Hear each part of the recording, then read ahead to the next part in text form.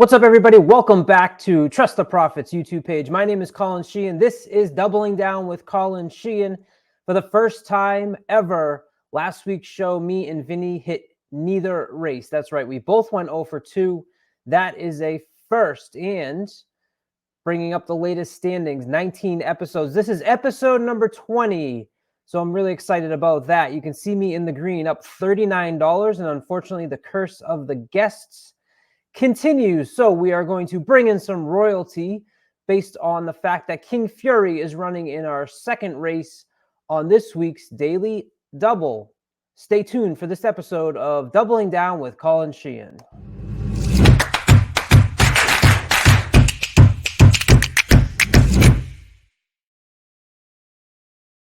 What's up, everybody? Welcome back to Doubling Down. I am glad to bring on this week's guest, King George Picks, on your Twitter, wearing the King garb. I love it. What's up, George? How are you? Good, Colin, my fellow Massachusetts handicapper.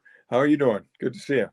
Doing good, doing good. Hopefully you don't get these standings here to rub off on you. You've only been on once, so you're only in the red by $6. So you're doing okay compared to some of my other guests that have been on more than once. Some of them are in the double digits in the red, but you're going to make a nice comeback this week, I think.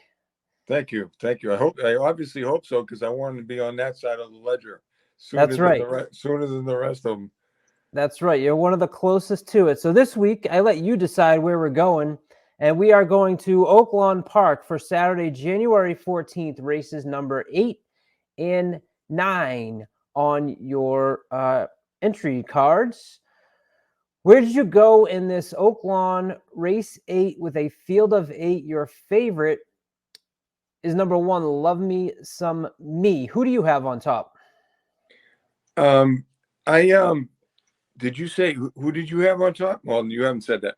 I have the 3 on top, but I had the 2, the 3, and the 6. And who do you like about the 3? Tis Plenty. I like, obviously, the combination of Castillo and Asmussen. I like the also, and I don't have it on my papers with me, but I believe it's the I look at some speed figures too, and I like the speed figure at this distance for the horse. Oh, and I think he's isn't he going back from 2 turns to 1? I don't have that number with me, but that's why I think I like him. I mean, I know I like him, but I'm not sure about that on the turn back. Yeah, Tis Plenty ran 6 furlong last out at Fairgrounds, winning with James Graham aboard. And the reason that I didn't include the 3 on my ticket was that the works were a lot better prior to his last race, and I'm just a little cautious about the breaks that I've seen in here. This horse has taken some long breaks, and the results haven't been that great off of that. The breaks just make me a little cautious on wanting to take 4-1. And when I'm including number 1, who's the 2-1 favorite out of the Brad Cox barn, who you just have to respect right now. He's just been on fire. This horse is 7 for 8 lifetime. His only time out of the money was his first race, and this horse has shown some early speed. He's going to be breaking early on the rail. First time in the Brad Cox barn. You know me, and if you've watched my shows on the Daily Doubles, I usually try to avoid these favorites, especially if I'm going to include a favorite. I try not to add multiple horses on my ticket, but I ended up doing that in this race here. I go with the 1, the 4, and the 7. I actually really like this number 4, Hazy Command, who's reclaimed for Tom Amos. This horse is 10 for 12 lifetime in the money, won an allowance in the mud at Oaklawn. I'm not crazy playing a horse off of a lifetime high figure, but since this horse turned 4 recently, I think that there's still hope for growth. Hopefully the 1, 3, 6, and 8 all go, and the 4 can sit a nice trip. I just really like the fact that Amos had this horse and decided to reclaim, which is why I have the 4, Hazy Command on top. You also like the 2, Portilla? Yes, that's my because I'm kind of like you. I don't want to pick the favorite. Okay, so that I was looking at the number 1, so I went with the 2, is, and I've explained to you at different times about going with not a favorite, but that's kind of like that, and then going with a long shot. I know what I wanted to mention about the three, and is the it's out of Spitestown, and I'm a Yeah. Spitestown guy. I'm a Mhm. Spitestown guy, so that's probably the biggest thing. And Castile won one race last one for me, which doesn't mean, again, I'm throwing a couple things in there that other people may not even consider, but he was really good on a horse that just won for me. And so Portillo with Richard Santana Jr. I mean, I'm just a big fan of him on the dirt, and also Dealing Justice. The only thing about him is that, as you would see the numbers, is his speed is going down. But if he ever ran a race at his good speed, he has a chance of winning. If you his best speed, which is in the past though. That's the thing. But he's Yep, a long I was shot, back so in the that's New why York. long Yep. shots are long shots for some reasons, So, but I like I think it's Arietta. No, it's the next race. But I like that jockey too on him. Yeah, my long shot for this race was number 7, Rockstar Parking, who's shown the ability to close and also win near the lead. This horse has 3 wins at Oaklawn out of 6 tries, also 2 places. De La Cruz jockey's only winning at 7%, but the trainer is hitting at 21%. So I included the 7 on my ticket as well, Rockstar Parking. So, and I love that name, by the way, too, especially when, we're in the Boston area. Parking is hard to come by if you're going through the city. And so Rockstar Parking is something, certainly, what it means when you're trying to find a spot going over to Fenway or to the Garden. So I go 1-4-7. King George goes 2-3-6. This is for race 8 on Saturday, January 14th at Oaklawn Park. We move on to race number 9, the second leg of our daily double that we're doing here on Doubling Down. This is the 5th season stakes, a 1 mile race with a field of 10. And on Trust the Profits YouTube page here, check out the formulas full rundown of the 5th season stakes. He really does a great horse by horse breakdown of this race, and I know that he was big on number 2, Running Ray, who I also liked. Who did you like in this race? Well, for my favorite is Ginobili in number 8 with Richard Santana and Peter Miller. The other thing I was looking at, let me see here. I just want to say one thing. Let me see here. No. See, I didn't write a couple things down that I wanted to, but I believe not his. It's Cabrera on the net. I should talk about him, but Cabrera is running at 40%. I think it is. Mm-hmm. So that's why I had him in my top 3. But he's obviously my long shot. But that's why I did that, because Cabrera is running at a high percentage. And again, when you're going for a longer shot, it's usually a reason for that. And again, I think his speed figures in the past. And Soy Tapito with Torres and Diodoro. He's coming in from a different track, and I think I'm pretty sure, if I'm right, he's moving up a little bit in the obviously he's trending up, so he's not dropping in class, but I like him in that position. Yeah, how could you not pick number 9, King Fury, for King George? You know it.